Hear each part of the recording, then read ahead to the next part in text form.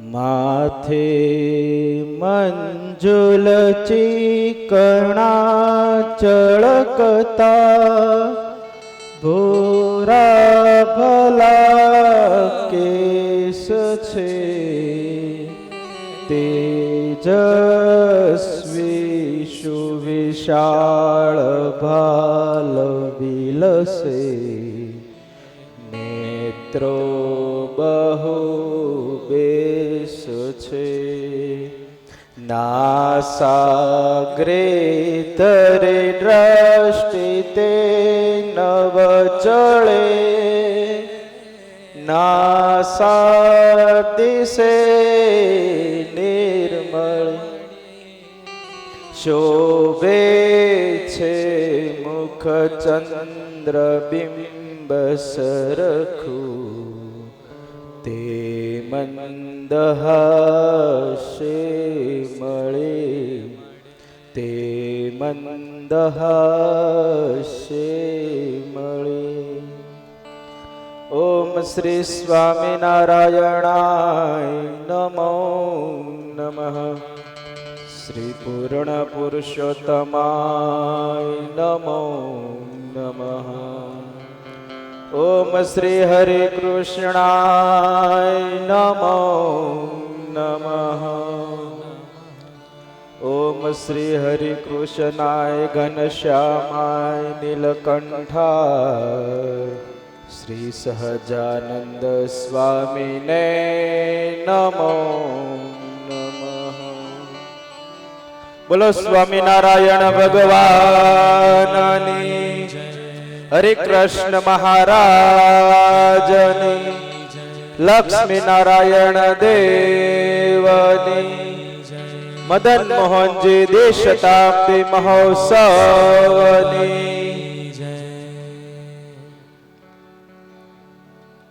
ભલા ભક્તજનો, દિવ્ય અદ્ભુત આ ચૈત્રી સમયો ચાલી રહ્યો છે, ત્યારે આજની આ દિવ્ય સભાની અંદર ઉપસ્થિત આપણા સૌના પ્રાણ આધાર ઈષ્ટદેવ ભગવાન શ્રી સ્વામિનારાયણ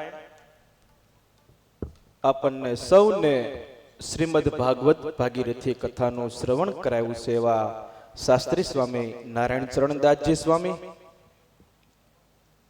આપણને સૌને દર્શન આશીર્વાદ દેવા પધારેલા લક્ષ્મી નારાયણ દેવ દેશ પીઠાધિપતિ સનાતન ધર્મ ધુરંધર પરમ પૂજ્ય 1008 આચાર્ય શ્રી રાકેશ પ્રસાદજી મહારાજ, આ ચૈત્રી સમયાના પ્રેરણા મૂર્તિ સંત ગુરુતુલ્ય પરમ પૂજ્ય નવતમ પ્રકાશદાસજી સ્વામી, મારા વડીલ ગુરુ બંધુ વડતાલ ટેમ્પલ બોર્ડના મુખ્ય કોઠારી સ્વામી દેવ પ્રકાશદાસજી સ્વામી, સભાની અંદર બિરાજમાન કર્મઠ એવા પરમ પૂજ્ય ધર્મપ્રિયદાસજી સ્વામી બાપુ સ્વામી, વડીલ વયોવૃદ્ધ પરમ પૂજ્ય સદગુરુ ધર્મપ્રસાદદાસજી સ્વામી, પરમ પૂજ્ય ભજનાનંદી શ્રી વલ્લભદાસજી સ્વામી, હરિયાણાથી પધારેલા ભક્તિ જીવનદાસજી સ્વામી આદિ બ્રહ્મનિષ્ઠ સંતો અને આ ચૈત્રી સમયનો લાભ લેવા પધારેલા તમામ ભાવિક ભક્તોને ભાવથી જય સ્વામિનારાયણ.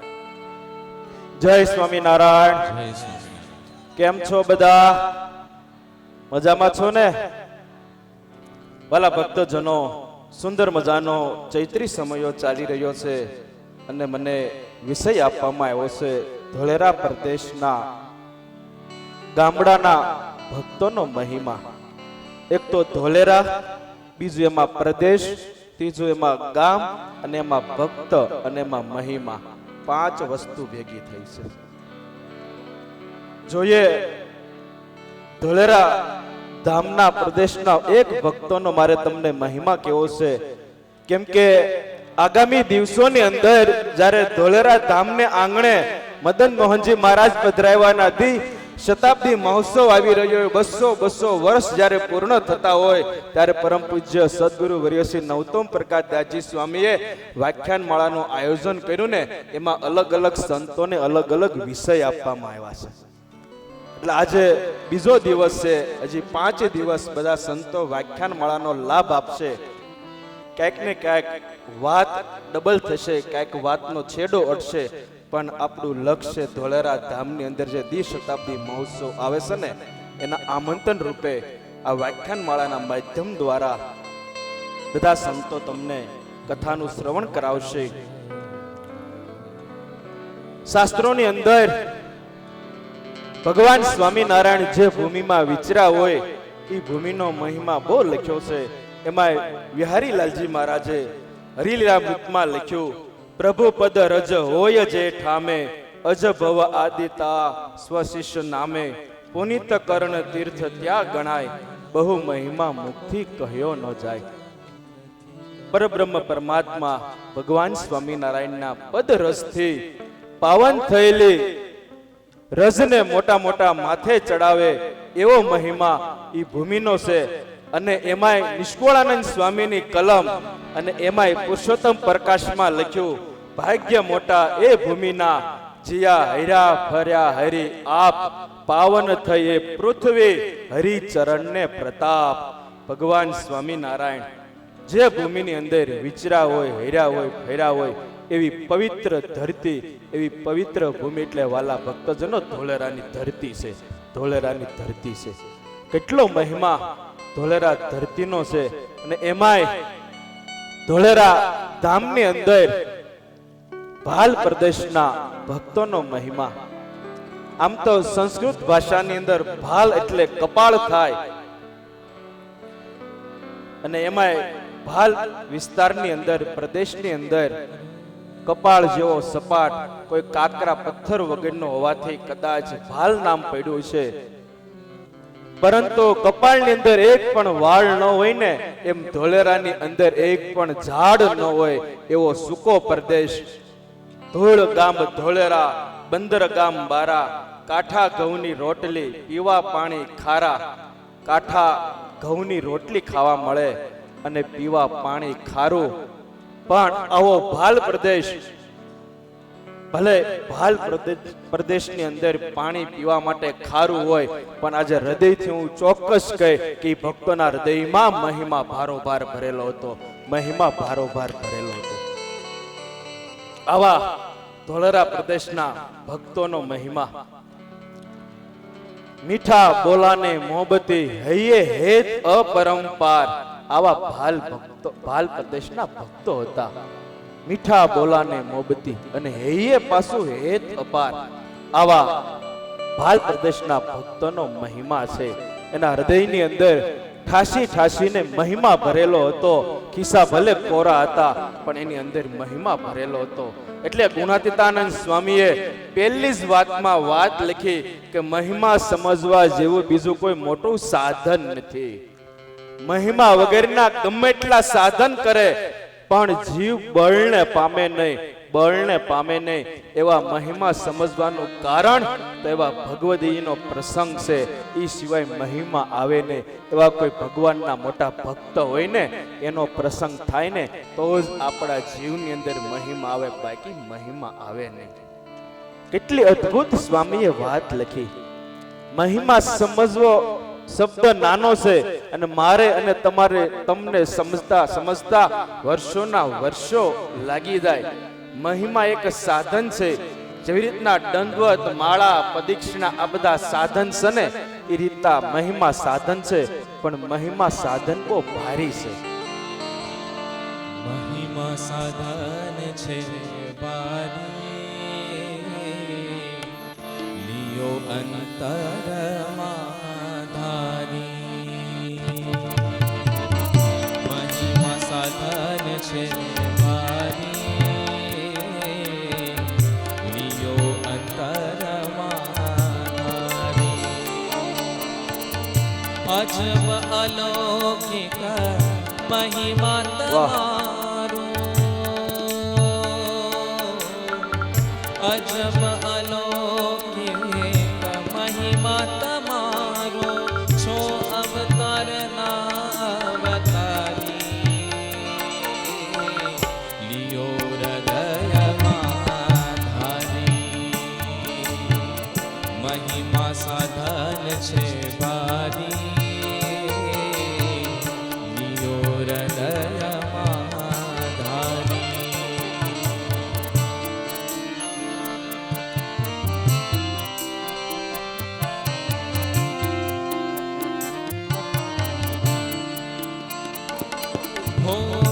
સંતો ભક્તોનો મહિમા જાણે તેને, સંતો ભક્તોનો મહિમા જાણે તેને, આઠ પહોર આનંદ ભારી, આઠ પહોર આનંદ ભારી, લિયો હૃદયમાં ધારી ભાઈ, લિયો હૃદયમાં ધારી, મહિમા સાધન છે ભારી,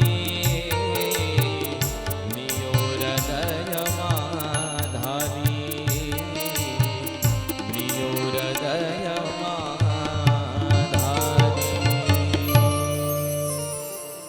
મહિમા સાધન ભારી છે, પણ જો મહિમા આપણા હૃદયની અંદર આવી જાય ને તો કામ થઈ જાય. આપણા હૃદયની અંદર ભગવાનનો, આચાર્ય મહારાજનો, સંતો ભક્તોનો મહિમાથી આપણું હૃદય ભરી દઈએ ને તો કામ થઈ જાય. આવા ભાલ પ્રદેશના ભક્તો મહિમા વાળા હતા. એના હૃદયની અંદર ઠાસી ઠાસીને મહિમા ભરેલો હતો. કેવો એ ભાલ પ્રદેશના ભક્તોને મહિમા હશે, કેવો એમને પ્રેમ હશે, કેવો એ ભક્તોને કેફ હશે.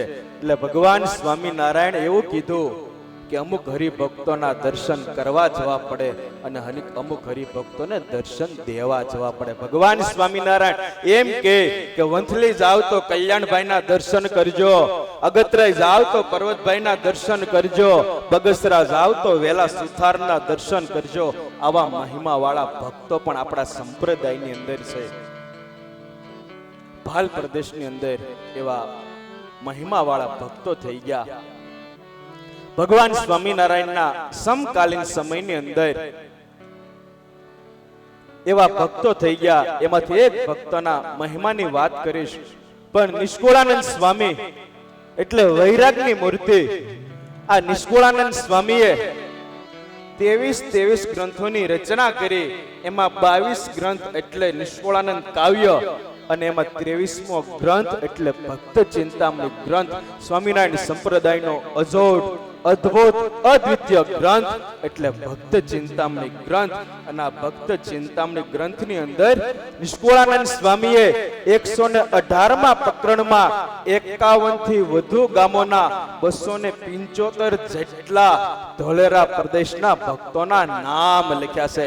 સ્વામીએ ભક્ત ચિંતામણીમાં કેટલો મહિમા હશે ભક્તોનો. 275 જેટલા હરિભક્તોના નામ લખ્યા. અને નિષ્કુળાનંદ સ્વામી એટલે સ્વામી અભણ હતા, પણ એક અભણ સાધુ કેવું કામ કરે.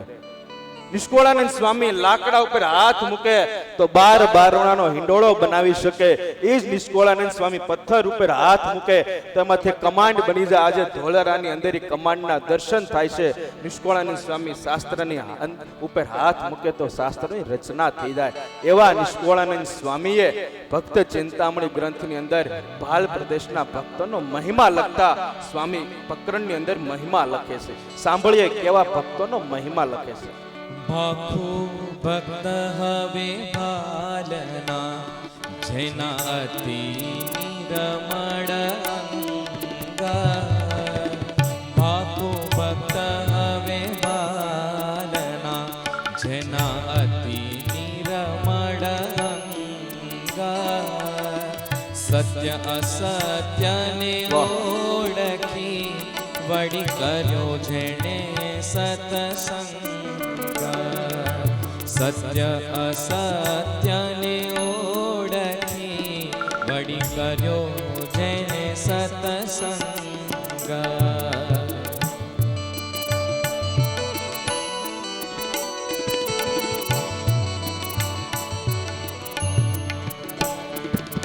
અંતર ત્યાગી અતિ ઘણા, જેને સહજ તજો સ્વાદ.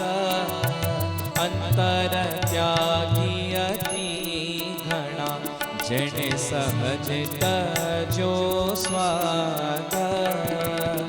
પ્રીત કરી પરબ્રહ્મ શું તજી જગતનો વિષવાદ.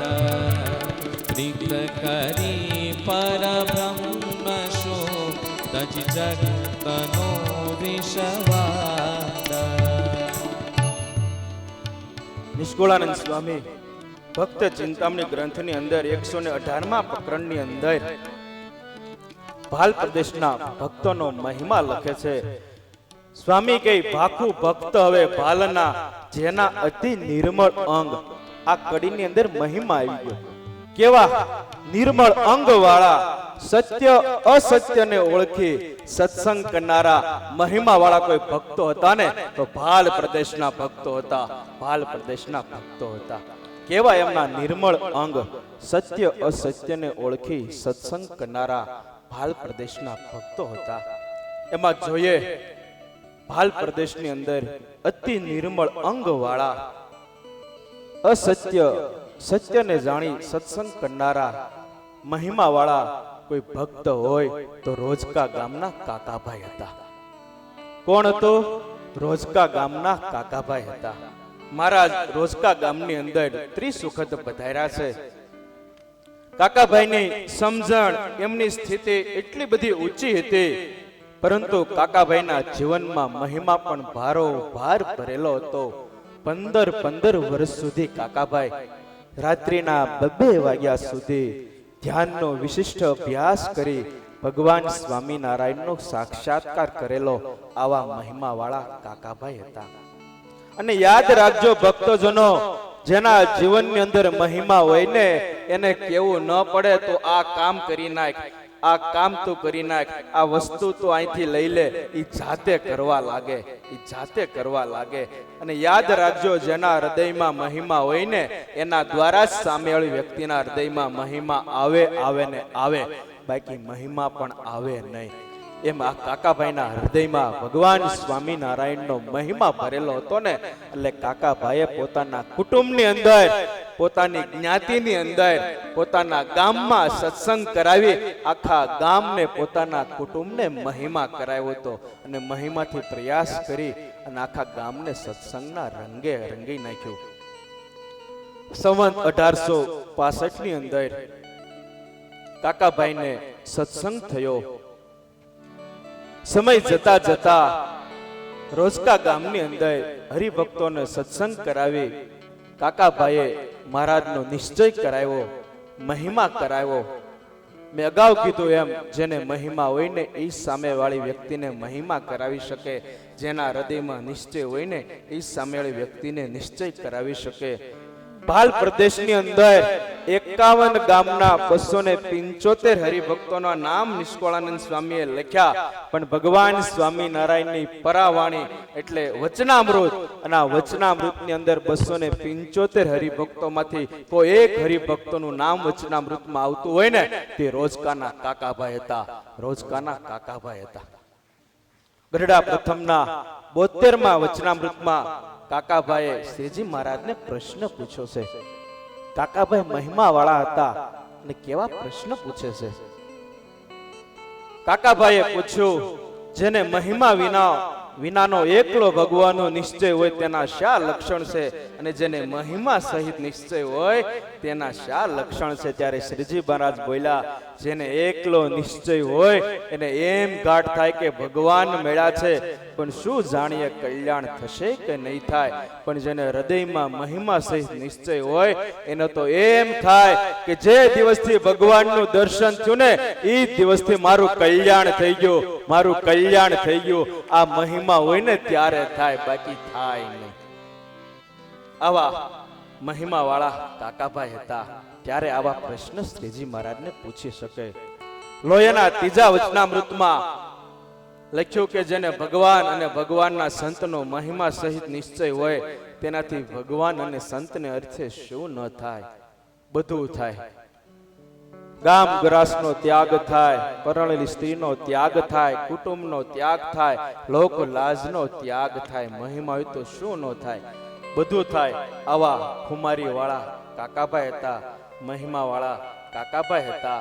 સમય જતા જતા સંવત 1872 ની અંદર ગઢપુરમાં હરિજયંતીનો ઉત્સવ કરી મહારાજ સંતોની સાથે, કાઠી ભક્તોની સાથે ભેસજાળ મોરચા ધંધુકા થઈ અને રોજકા ગામ પધારે છે. જ્યારે મહારાજ સંતોની સાથે રોજકા ગામ પધારે છે ત્યારે કાકાભાઈએ પોતાના 100 જેટલા ભાઈઓને તેડાવ્યા, ગામના બધા આગેવાન ભક્તોને તૈયાર કર્યા અને મહિમા હતો એટલે કે મહારાજનું સામયું કરી અને મહારાજને રોજકા ગામમાં પધરાઈ. યાદ રાખજો, જેના હૃદયની અંદર મહિમા હોય ને એ મહિમા કેવું ન પડે. કાકાભાઈના હૃદયમાં મહિમા હતો એટલે કાકાભાઈએ આખી બજાર વાળી નાખી, ફૂલડા પાથરી દીધા. આજ તો મારા નાથ પધારવાના છે અને મહારાજ બરોબર રોજકા ગામની ભાગોળે આવ્યા. માણકી ઉપર મહારાજ બિરાજમાન છે, શ્વેત વસ્ત્રો પહેર્યા છે, સરસ મજાનો શ્વેત સુરવાળ પહેર્યો છે, જામો પહેર્યો છે, મહારાજે પાઘ પહેરી છે, પાઘનું છોકલું હવામાં ફરર ફરર થાય છે. એક હાથમાં મહારાજે માણકીની લગામ પકડી છે, એક હાથમાં મહારાજે રૂમાલ ધારણ કર્યો છે અને મહારાજનું સામયું કરવા રોજકાના કાકાભાઈ એમના ભાયાતો અને આખું ગામ ઉમટી પડ્યું છે અને મહારાજને કે અમારા રોજકા ગામની અંદર પધારો. આવા મહિમાથી મહારાજનું સામયું કરે છે. હરે નાથ પધાર્યા મારો નાથ પધાર્યા, નાથ પધાર્યા રે. ત્રિભુવન આનંદ કરતા રે મારો નાથ પધાર્યા રે.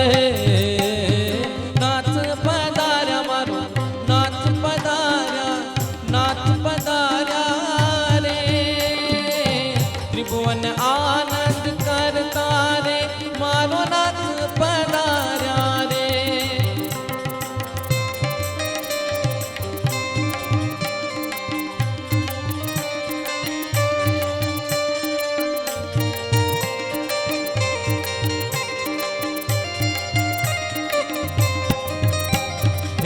હાથમાં છે લાકડી ને પહેરી છે ચાકડી, હાથમાં છે લાકડી ને પહેરી છે ચાકડી, હાથમાં છે લાકડી ને પહેરી છે ચાકડી. ધીરે ધીરે પગલા ધરતા રે, ત્રિભુવન કાનંદ કરતા રે મારો નાથ પધાર્યા રે. નાથ પધાર્યા મારો નાથ પધાર્યા, નાથ પધાર્યા રે. ત્રિભુવન આનંદ કરતા રે મારો નાથ પધાર્યા રે. આ રીતના રોજકા ગામની અંદર કાકાભાઈએ ગામના લોકોએ મહારાજની પધરામણી કરાવી અને મહારાજ ધીમે ધીમે બજારમાં થઈ અને રોજકા ગામની અંદર પધાર્યા અને મહારાજનો ઉતારો માનાભાઈના દરબારની અંદર ઉગમણા બારના ઓરડામાં ઉતારો કરાયો છે. મહારાજ રોજકા ગામની અંદર રોકાણા છે.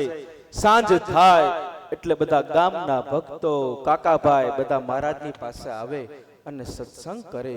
ધીમે ધીમે કથા વાર્તાના માધ્યમ દ્વારા સત્સંગ થયો અને સત્સંગની વાત સાંભળતા સાંભળતા ગામના ભક્તોએ કાકાભાઈએ મહારાજને 2 હાથ જોડીને વિનંતી કરી કે હે દયાળુ, હે કૃપાળુ, અમારી ઘરે પધરામણી કરો, અમારું ઘર પાવન કરો.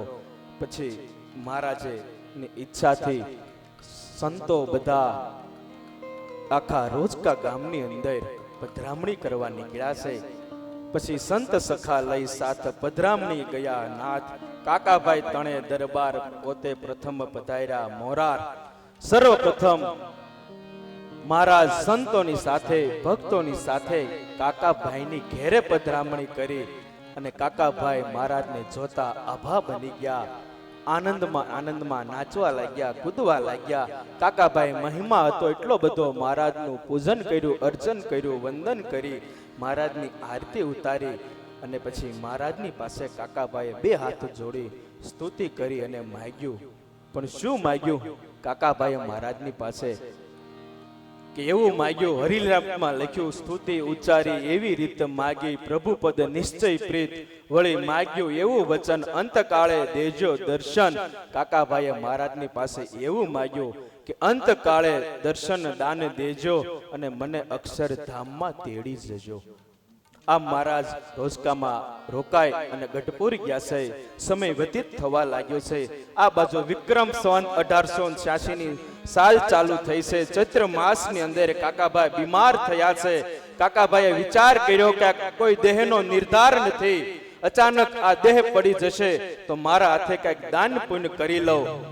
આ બાજુ રોજકાના કાકાભાઈએ શરીરે બીમારી ગ્રહણ કરી એમના પત્નીને કીધું કે મારા શરીરે અચાનક કઈ થશે ને તો તારાથી ઘરેણા નહીં પહેરાય, મારા ઘરેણા આ ઘોડી મહારાજ પાસે મોકલી આપીએ તો સારું.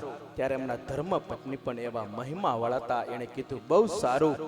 બાઈના બધા ઘરેણા, પોતાના બધા ઘરેણા, રૂપાની તાસળી, રૂપાનો અખબારો, 500 રૂપિયા બધું ખડિયામાં ભરી ઘોડી ઉપર નાખી રઘુનાથ ભક્તને મોકલ્યા અને કીધું ગઢપુર જાઓ.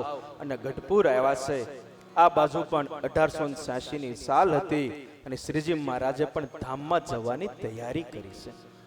ભક્તજનો પ્રસંગ તમે જોજો કેવી ઘટના ઘટે છે. કદાચ સ્વામિનારાયણ સંપ્રદાયની અંદર આ પહેલી વહેલી ઘટના હશે. 1886 ની અંદર મહારાજ ધામમાં જવાની તૈયારી કરે અને આ બાજુ રોજકાની અંદર કાકાભાઈ પણ બીમારી ગ્રહણ કરી છે. રઘુનાથ ભક્ત ગઢડા પહોંચ્યા છે. મુક્તાનંદ સ્વામી આદિક સંતો મહારાજની સેવામાં છે. મુક્તાનંદ સ્વામીએ રઘુનાથ ભક્તને રોક્યા છે. રઘુનાથ ભક્તે બધી વિનંતી મુક્તાનંદ સ્વામીને કીધી છે કે રોજકાથી અમે આવીએ છીએ, કાકાભાઈનો પત્ર છે, આના બધા ઘરેણા લઈ અને મહારાજના ચરણોમાં મૂકવા માટે આવ્યા છીએ. મહારાજને મુક્તાનંદ સ્વામીએ વાત કરી. મહારાજે મુક્તાનંદ સ્વામીને કીધું આવવા દો રઘુનાથ ભક્તને અંદર. રઘુનાથ ભક્ત મહારાજ જે ઓરડીની અંદર સુતા છે ત્યાં રઘુનાથ ભક્ત ગયા છે. કાગળ આપ્યો છે, ઘરેણા આપ્યા છે, બધી વસ્તુ મૂકી છે. મહારાજે સુતા સુતા પત્ર ખોલ્યો છે અને પત્રની અંદર વાંચી અને મહારાજ રાજી થઈ ગયા છે. મહારાજે કીધું છે કે ધન્ય છે કાકાભાઈને કેવી એમની સમજણ છે. મુક્તાનંદ સ્વામી અને નિત્યાનંદ સ્વામીને ઓરડીની અંદર બોલાવ્યા છે અને કીધું મહારાજે કાકાભાઈની સમજણ તો જુઓ, દાદા ખાચર અને ઝીણાભાઈની જેવી છે. કેવો કાકાભાઈનો મહિમા હશે. મહારાજ બીમાર હતા, પત્ર વાંચી અને મહારાજે મુક્તાનંદ સ્વામી કાઠી ભક્તોને કીધું અમારે રોજકા જવું છે અને મહારાજ માણકી ઉપર બિરાજમાન થયા અને રોજકા જવા નીકળ્યા. આ બાજુ વડતાલની અંદર 1886 ની અંદર ચૈત્રી વદી સાતમના રોજ રણછોડરાયજી પધરાવ્યા.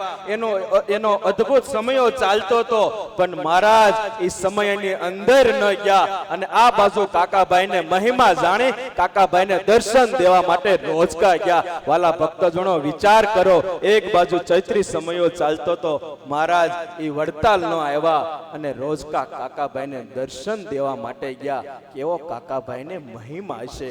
આવા ભાલ પ્રદેશની અંદર, આવા ગામની અંદર આવા ભક્તો મહિમા વાળા તૈયાર થયા. કેવો એને મહિમા હશે. એટલે નિષ્કોળાનંદ સ્વામીએ લખ્યું ભાખું ભક્ત ભાલના, જેણે કર્યો સત્સંગ, સત્ય અસત્યને ઓળખી કર્યો જેણે સત્સંગ. આવા ભાલ પ્રદેશના ભક્તો હતા. સમય ઘણો બધો વ્યતીત થઈ ગયો છે. આ રીતના ભાલ પ્રદેશના ભક્તોના ઘણા બધા મહિમાવાળા ભક્તોના ચરિત્રો હજી છે. દદુકા ગામના ગોરજીભાઈની વાત આવે છે. વટામણના રતનજી બાપુની વાત આવે છે. આ બધાને એટલો બધો મહિમા હતો કે મહારાજની માટે ટૂંક ટૂંક થઈ જનારા, એના વચને સુરા થઈ જનારા આવા બધા ભક્તો હતા. અજુબાનો પણ મહિમાની વાત આવે છે. આ રીતના ભાલ પ્રદેશના ભક્તોનો મહિમા મને અડધી કલાક સુધી પરમ પૂજ્ય ગુરુતુલ્ય સદગુરુ વર્ય શ્રી નૌતમ પ્રકાશ દાસજી સ્વામીનો આ તકે આભાર માનીશ કે મને આ વ્યાખ્યાન માળાની અંદર ભાલ પ્રદેશના ગામડાના ભક્તોના મહિમાની કથા કરવાની કીધી. મારી મતિ પ્રમાણે, બુદ્ધિ પ્રમાણે મેં અહીંયા જે કંઈ કથા કરી એમાં કંઈક ક્ષતિ રહી ગઈ હોય, ખામી રહી ગઈ હોય તો નાનો સાધુ જાણી માફી માંગુ છું, માફ કરજો. અંતમાં આ ચૈત્રી સમયની અંદર જે યજમાન પરિવારે પોતાની સદલક્ષ્મી વાવરી છે એ તમામ યજમાન પરિવાર નું ભગવાન સ્વામિનારાયણ હરિકૃષ્ણ મહારાજ સદૈવને માટે એમનું મંગળ કરે, એમનું સ્વાસ્થ્ય સારું રાખે, એમને સુખી રાખે એવી આચાર્ય મારાના ચરણોમાં પ્રાર્થના સાથે મારા ગુરુ પરમ પૂજ્ય સદગુરુ શ્રી નીલકંઠ ચરણદાસજી સ્વામીના ચરણોમાં પ્રાર્થના સાથે તેમના વતી પ્રાર્થના કરી અને મારી વાણીને વિરામ આપું છું. બોલો સ્વામિનારાયણ ભગવાનની, હરિકૃષ્ણ મહારાજની, મદન મોહનજી મહારાજની.